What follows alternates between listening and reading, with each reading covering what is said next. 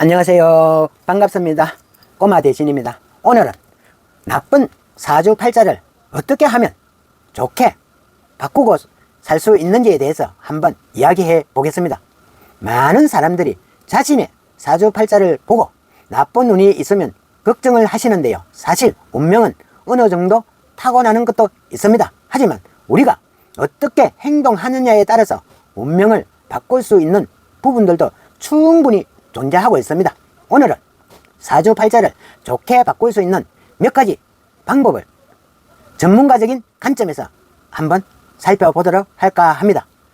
영상을 끝까지 신청해 주시면 도움이 될 것입니다. 구독과 좋아요로 응원도 한번 해 주십시오. 첫 번째로 중요한 것은 긍정적인 태도인 것입니다. 사주팔자가 나쁘다고 해서 무조건 나쁜 일만 생기는 것은 아니니까요. 인생에서 일어나는 사건들은 우리가 어떻게 받아들이고 대처하느냐에 따라 크게 달라질 수도 있습니다. 예를 들어 사주에 금전 재물운이 약하다. 그러면 평생 가난하게 살 것이란 그런 의미를 가진 것은 아닐 것입니다. 오히려 재물운이 부족하다면 더 철저하게 계획을 하고 저축을 하는 이런 습관을 들이는 것이 중요할 것입니다. 또한 긍정적인 마음을 유지하고 어려움 속에서도 희망을 잃지 않으면 그 하나의 자체만이 좋은 에너지를 불러일으킬 수 있으니 운을 개선할 수가 있습니다. 우리 모두가 생각하는 대로 삶을 끌어가는 힘을 가지고 있기 때문에 늘 긍정적인 사고방식을 유지하는 노력이 필요한 것입니다. 두 번째로는 인맥관리가 인간관계 이것을 강조하고 싶습니다. 사주에서 나쁜 운이 있다는 것은 개인의 성향이나 타고난 에너지가 특정 부분에서 부족하다는 그런 의미일 수도 있는 것입니다. 그러나 그 부족한 부분들을 주변 사람들로 붙어서 채워나갈 수가 있는 것입니다. 인간관계는 사주를 초월해 우리의 삶에 큰 영향을 미칩니다. 예를 들어 보면 본인의 사주가 약한 부분이 있다 하면 그 부분을 보완해 줄 수 있는 그런 사람들과의 교류를 늘려가는 것이 좋을 것입니다. 좋은 사람들과의 관계를 맺어가고 꾸준히 도움을 주고 받을 수만 있다면 자신의 운도 자연스럽게 개선될 수가 있는 것입니다. 결국 사람은 혼자 사는 것이 아니기 때문에 인간관계를 잘 관리하는 것이 나쁜 운을 피하는 중요한 방법 중 하나일 것입니다. 세 번째로는 지속적인 자기 개발, 이것이 필수입니다. 사주팔자는 변하지 않지만은 우리의 능력과 노력은 얼마든지 바꿀 수가 있는 것입니다. 사주에 나쁜 운이 있다면 그것을 극복하기 위한 전문 지식을 쌓아간다든지 새로운 기술을 배우는 것도 좋습니다. 예를 들어 직업운이 약하다 이러면 본인이 하는 일에서 하나의 전문성을 강화하도록 노력하고 끊임없이 자기 개발을 하면 남과 경쟁력을 높일 수 있습니다. 이처럼 자신이 끊임없이 성장시키면 나쁜 운도 충분히 극복할 수가 있는 것입니다. 우리가 운명이 나쁘다고 해서 그대로 땅바닥에 주저앉을 것이 아니라 그 상황을 헤쳐나갈 수 있는 다양한 방법들을 찾아보는 것이 중요할 것입니다. 네 번째로는 풍수지리와 같은 환경적인 요소를 고려하는 것입니다.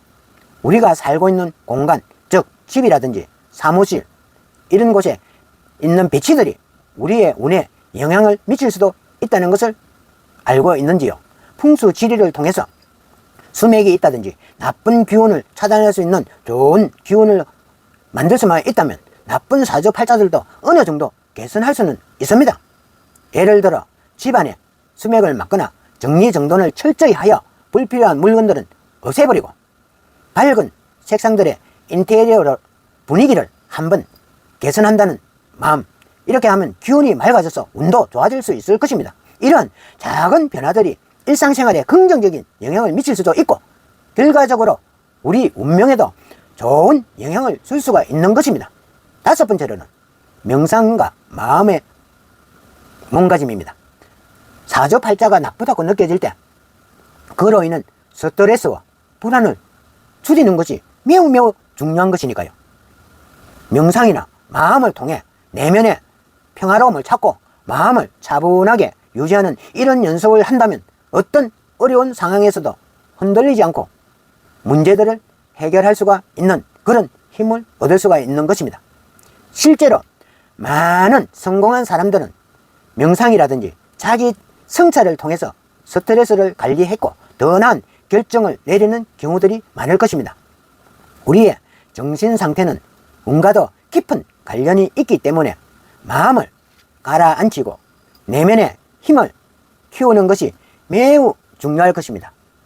여섯 번째로는 봉사와 나눔입니다.